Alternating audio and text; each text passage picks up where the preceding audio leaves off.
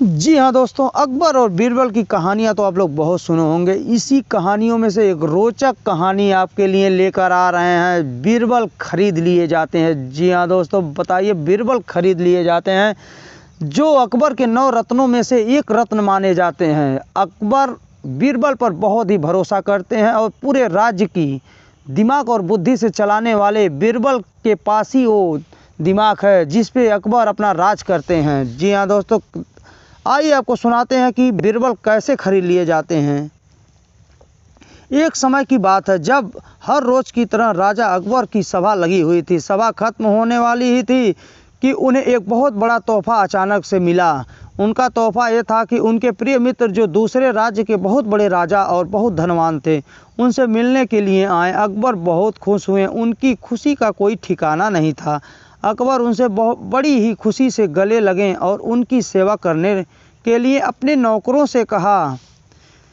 उसके नौकर ने उनकी बहुत सेवा की, लेकिन अकबर के मित्र का इरादा अच्छा नहीं था। वो एक विशेष कार्य के लिए अकबर से मिलने के लिए आए थे।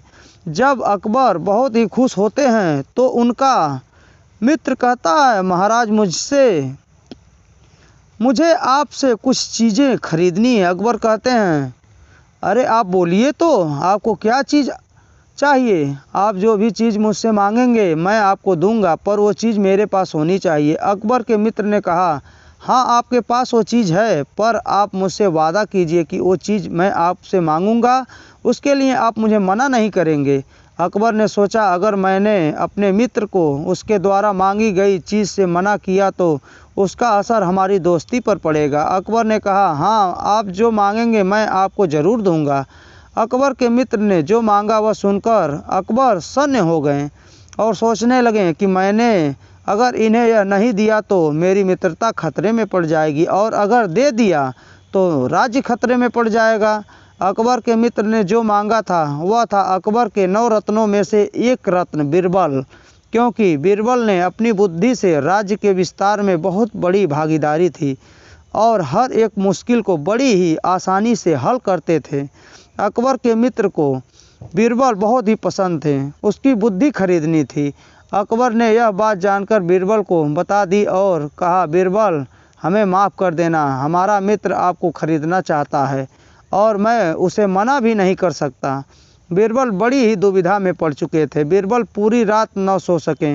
बीरबल ने इस दुविधा का बहुत ही अच्छा हल निकाला और सुबह अकबर से जाकर कहा, महाराज मैं आपके मित्र के पास जाने के लिए तैयार हूँ। मैंने ऐसा हल निकाला है कि वो मुझे कुछ ही दिनों बाद आपके राज्य में छोड़ जाएंगे। अकबर को बीरबल के ऊपर पूरा विश्वास था। बीरबल ने कहने से अकबर ने बीरबल को अपने मित्र के पास बेच दिया। उनका मित्र खुश होकर अपने राज्य बीरबल को लेकर चले गए। वहाँ जाकर उन्होंने बीरबल को अपने खास लोगों में शामिल किया, क्योंकि अकबर से उनके मित्र ने बीरबल को खरीद लिया था। इसलिए बीरबल अकबर के मित्र का हर एक काम करते थे, पर उनके द्वारा पूछे गए सवालों का जवाब नहीं देते थे। वह राजा बीरबल से उनकी प्रशंसा लेने की कोशिश करते, पर बीरबल कुछ भी नहीं बोलते थे। एक दिन उस राजा ने परेशान होकर बीरबल से पूछ ही लिया, बीरबल तुम मेरे सवालों का जवाब और हमें सलाह क्यों नहीं देते, जैसे राजा अकबर को दिया करते थे? बीरबल ने जो जवाब दिया उसे सुनकर आप आश्चर्यचकित रह जाओगे। बीरबल ने जवाब दिया, राजा आपने सिर्फ पैसों से बीरबल को खरीदा है, बीरबल की बुद्धि को नहीं। बीरबल की बुद्धि सिर्फ राजा अकबर के पास है और वो किसी भी कीमत पर नहीं खरीदी जा सकती। यह सुनकर राजा हक्का बक्का रह गया। राजा ने सोचा, अब क्या किया जाए। राजा ने बीरबल के सामने अपनी हार मान ली और बीरबल को अकबर के दरबार में छोड़ दिया।